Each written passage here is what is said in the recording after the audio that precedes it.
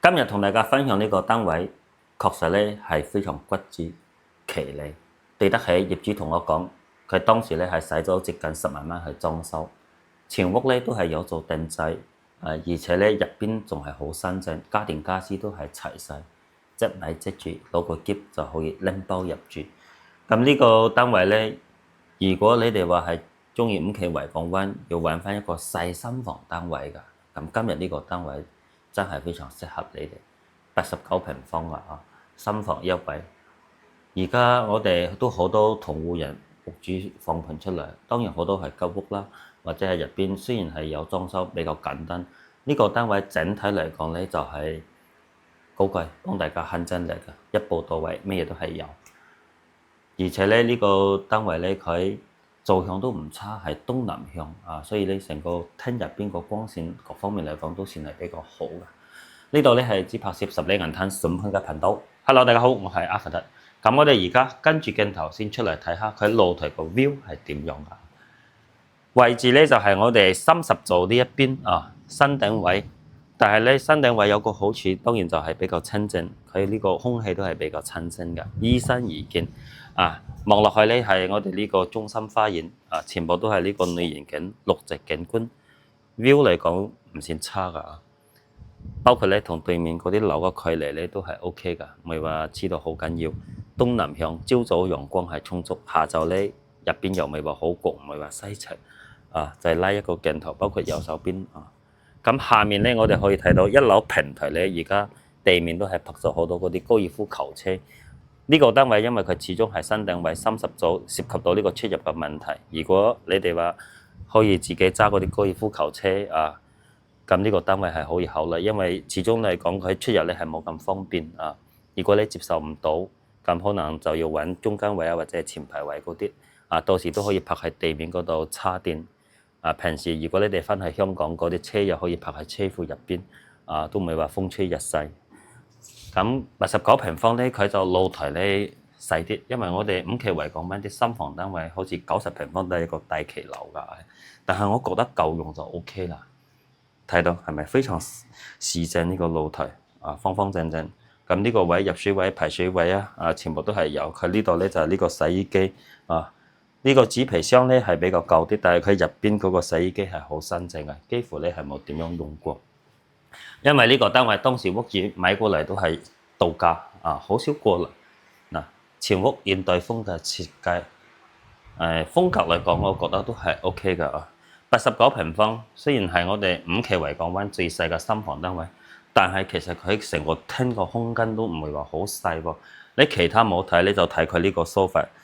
4人位，而且呢邊帶埋一個貴妃椅啊！呢度咧接近有差唔多係3.2米左右嘅長度啊，都係足夠啊！而且唔會話睇起嚟好逼仄，茶几啊、電視櫃啊咩嘢都係齊晒啊！包括咧佢呢度咧就唔係裝個電視機，佢係裝呢個投影儀㗎啊！呢個都係一個選擇。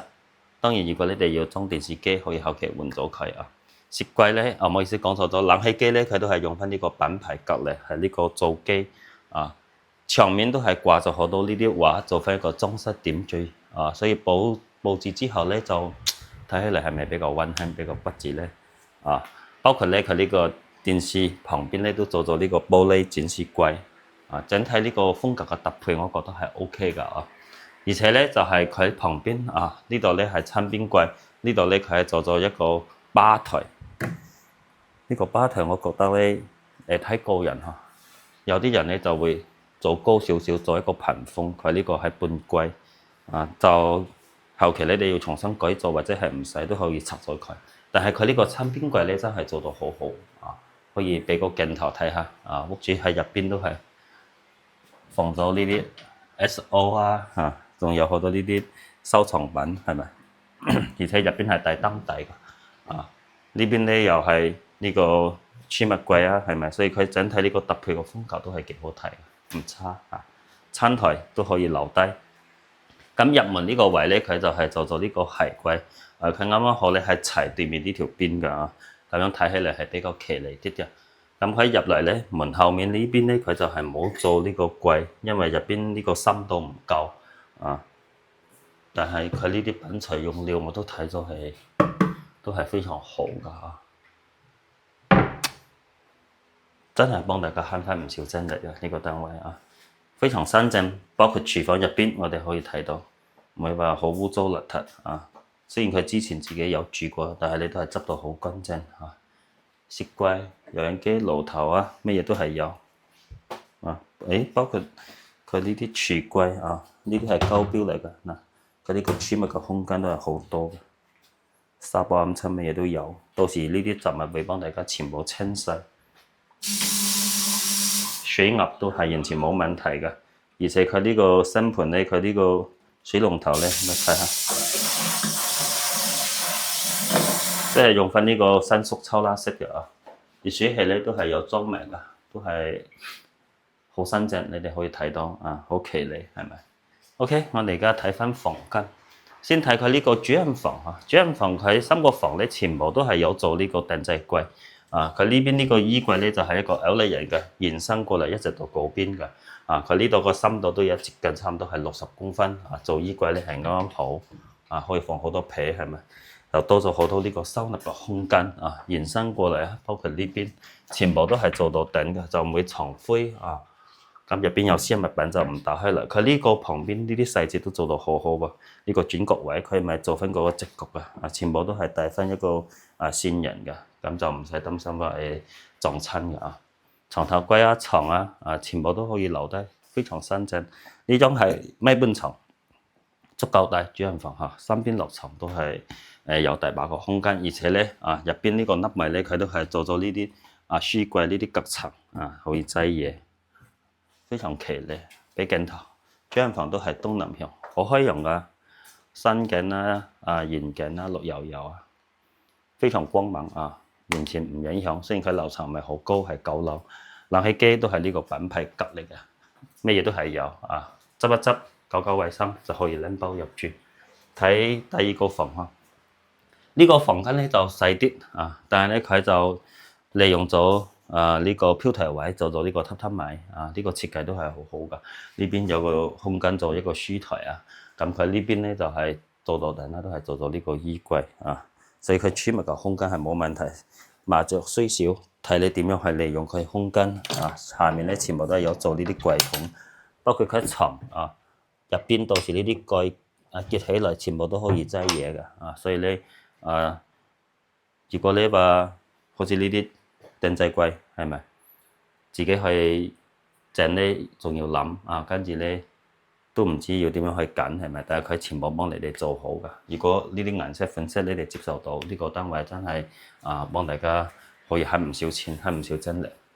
呢個係陽光房嚇，嗰邊咧就要拉窗簾嘅，唔好計嘅私人嘅問題。咁留翻呢邊都係東向望新景啊，全部都係綠油油。包括咧呢邊咧都係一樣有做到呢個定製衣櫃。所以佢呢啲設計咧，各方面都係非常合理㗎。89平方，佢就係3房1衛啊。咁佢呢個衛生間就係做翻呢個分3段式嘅。出面咧就係呢個洗手台啊、鏡櫃。佢呢個鏡櫃好好用咯。